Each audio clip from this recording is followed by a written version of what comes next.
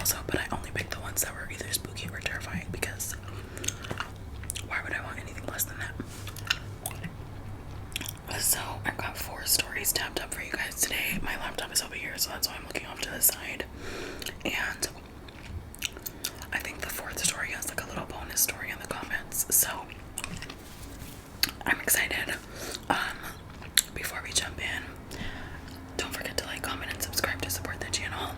Also, if you haven't already, and you'd like to see more exclusive content or just get early access to my videos, I do have memberships available now, so you can click the link in the description box below and check out your options. There are 2 tiers, two tiers for you to choose from, and I would love to have you.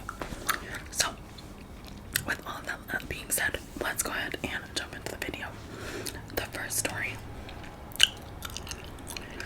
is titled Camping Incident Last Year, and it was voted spooky.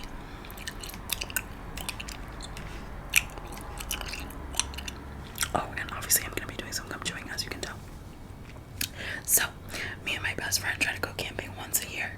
We have been doing this since we were 13 years old. Never really been truly scared or had anything weird happen until last year in the Blue Ridge Mountains. We showed up during peak season and the first night, and space was very... Oh wait, I'm sorry.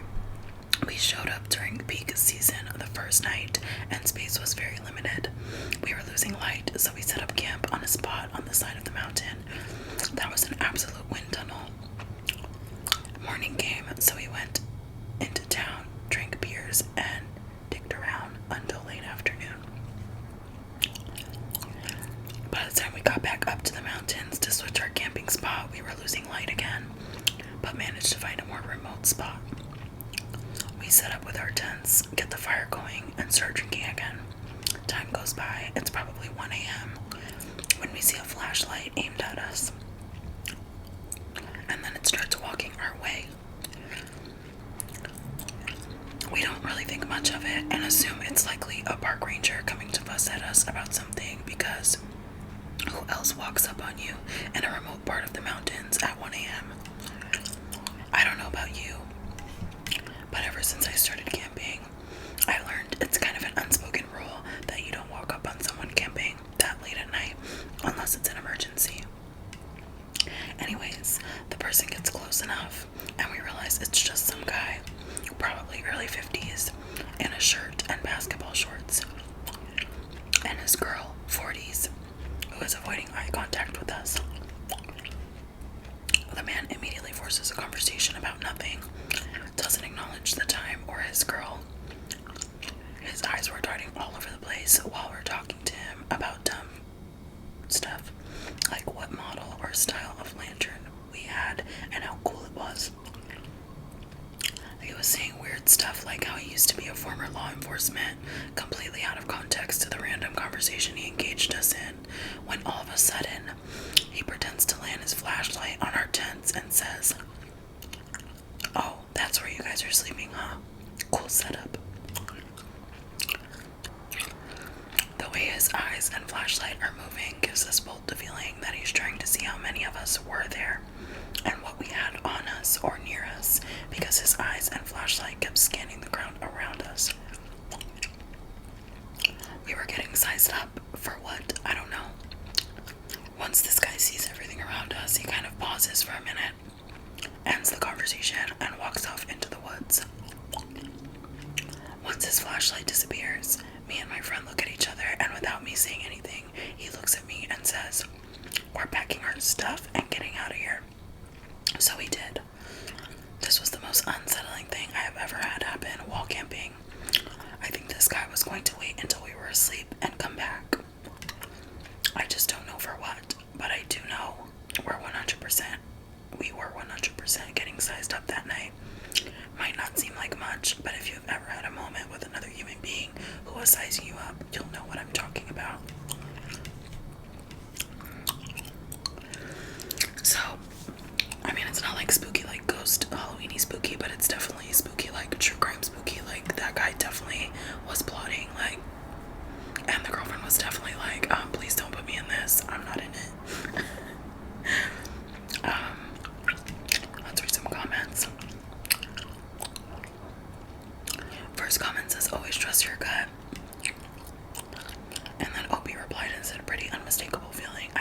guess what the guy's motives were, but without a doubt in my mind, it was something bad. Definitely, for sure.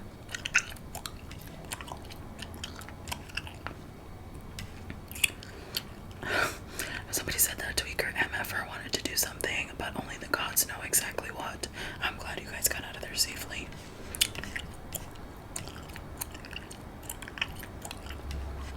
Yeah, people are just telling, like, you know, always trust your gut. Like, so glad you trust your gut and all that. Alright. That was a little disappointing. It wasn't like spooky, like haunted spooky, but definitely very nerve-wracking. And glad that they're safe.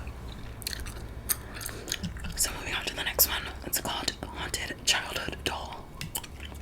And this one is also rated spooky. This sounds more like up the alley that I was looking for. Up until I was about 10 years old, I lived in a townhouse built in the 80s. I loved and still do love that house. I fondly remember the beautiful forest behind it that I used to explore, build forts, and play in with the neighbor's kid. However, the house wasn't without its flaws. As a kid, I couldn't sleep in my room. I almost always slept in my parents' room. And when I had to sleep in my room, I would cry all night or stay up playing with my toys. I had sleep issues due to chronic nightmares, like sometimes having bad dreams multiple times a night. These nightmares often included my thrifted doll, Tasha. Tasha was a typical blue eyes and blonde hair white doll. She was the size of an American Girl doll. According to my mom, I found her in the toy section in a thrift store and claimed that the doll had told me her name was Tasha. Obviously, this freaked my mom out and she became quite uncomfortable with Tasha. One night, when I was around 7, I couldn't sleep and decided to play with Tasha. Dumb idea, I know. I dressed her up in some doll clothes until I heard something that sounded like a little girl around my age giggling. I turned around and for a brief moment, I caught a glimpse of a pale girl looking through my bedroom window. The girl had blonde curly hair and was wearing the same kind of nightgown. Was wearing some kind of nightgown. I don't remember the color. I slept in my parents' room again that night. That is absolutely wild. Could you imagine as a 7-year-old playing in your room at night and seeing a little pale blonde girl staring at you through the window? I would have been screaming and crying. We would have to move. But not for anything. I think if I was a child and I found a doll at the thrift store and told my mom that the doll told me their name, I'm pretty sure my mom would have tossed the doll. Like, let's be for real. If I had a kid, I would toss the doll. I'm burning the doll, to be honest. Let's see what the comments say. Tasha would be getting lobbed out the window if that was me. Yeah, exactly. Somebody asked what happened to the doll, and Opie said, I had to throw her away before I moved from the house because her face started to rot and grow mold. I used to dunk her in water.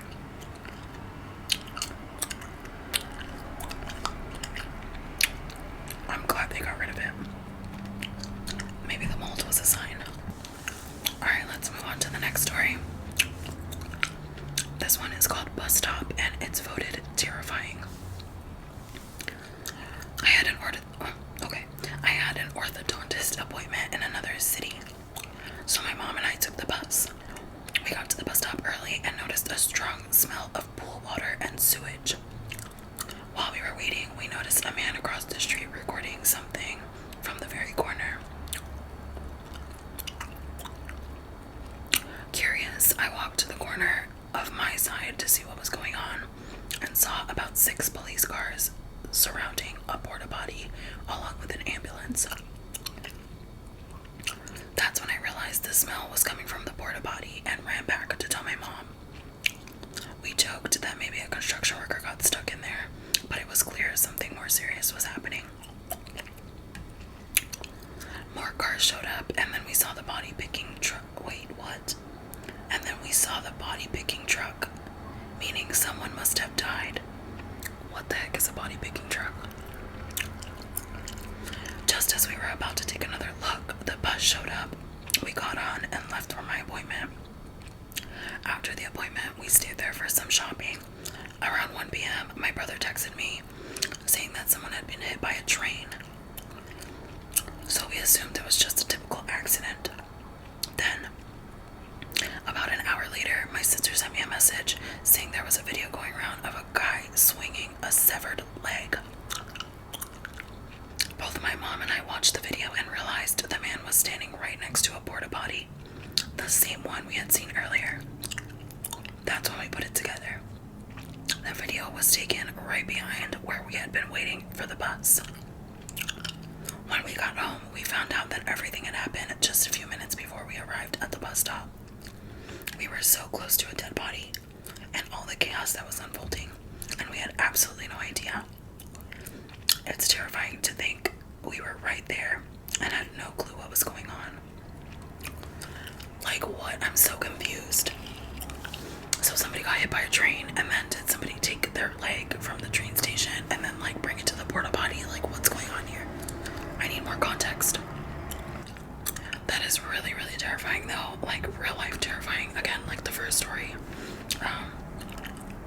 Not spooky terrifying, but very creepy. Let's read some comments. Oh my goodness, you guys, OP put a link to the news story in the comments. So this is a real story. I'm not gonna open it, I'm not gonna read it right now. But that's really, really creepy.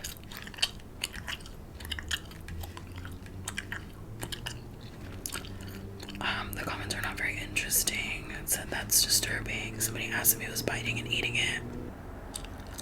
Opie said yes, the guy was on a lot of drugs. Oh my god, it's like one of those Florida man zombie situations.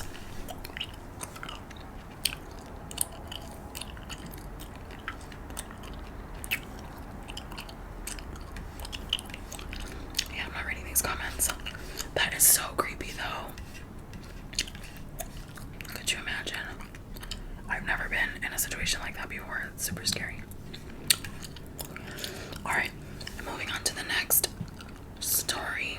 It's called Haunted Hotel Spirit. And this one is voted spooky. So, about 20 years ago, I worked at a hotel that was over 100 years old. We had a room that was rumored to be haunted. The room was so old, and it was in a corner, kind of by itself. I went in with another manager once. We were curious, and the room was empty, but we heard what sounded like a quick laugh. Think hee hee from the bathroom. I walked the 3 steps to the door, but the room was empty. We freaked out and went back to our office. Later that night, I was in the lobby managing an event when a couple came flying out of the elevator, ran to the front desk, and checked out with no explanation at 11 p.m. They looked pale and in a hurry. Turns out they were staying in that room. The front desk manager told me that it happened at least once a month. Creepy. Anyone else have any haunted hotel stays? So this is the post that has a bonus story in the comments, but let me see what else people are commenting. Somebody asked if it was the Cecil Hotel in Louisiana. Oh, in LA, not Louisiana. I just thought LA because Louisiana, the state, but no, they meant LA like Los Angeles. Opie said no, further north in California. But the Cecil Hotel has had crazy happenings. I've heard of the Cecil Hotel before. Alright, let's go back and read this bonus story. A hotel near Atlanta, Georgia, close to Six Flags. The room was spacious with a designated seating area and a window overlooking the pool and a gated construction site beyond it. The bed was in a cozy alcove at the back of the room. I was there for work. First night, no issues. Second night, I felt a strange vibe and tried to dispel it by watching reruns of Friends on TV until I got sleepy. Woke up, heart racing and very frightened. I lay in bed in the dark, trying to remember if I had a nightmare, something to explain why I felt so afraid. I was very unsettled, arms covered in goosebumps. My eyes were drawn up towards the ceiling in the corner, seemed to be a shadow darker than the darkness surrounding it. It seemed to be staring at me, though I couldn't discern a face or eyes. As I continued to peer at it, trying to figure out what it was, I sensed that it was aware. I could see it, and it appeared to be gathering itself to pounce. You know how a cat looks when it's getting ready to attack? That's the impression this thing gave, except it was sinister. I knew there was a bedside lamp. I didn't dare take my eyes off the thing up on the ceiling, so I grappled blindly for the lamp. The tension in the room mounted. I knew that thing wanted to hurt me somehow.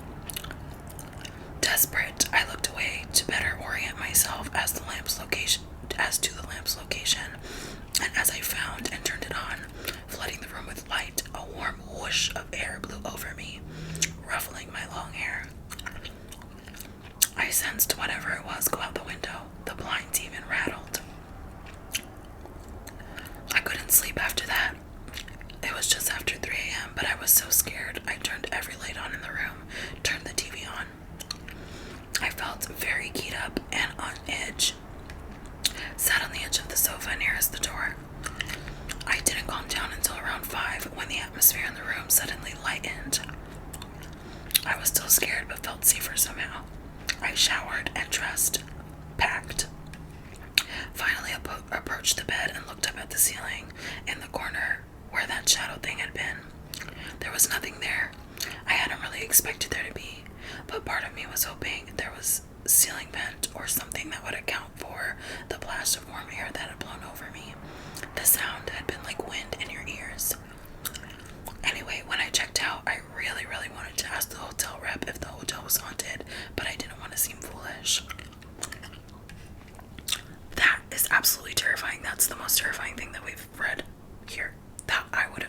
The fact that he still stayed there for a few hours afterwards is absolutely wild to me. I would have been out, and you're giving me my money back because your hotel is haunted. That was not in the listing. Opie replied and said, "That sounds scary. The hotel employees will not ever say they aren't supposed to, as the hotel doesn't want to invite the negative attention. The only hotels that do are the ones who are marketing it for money."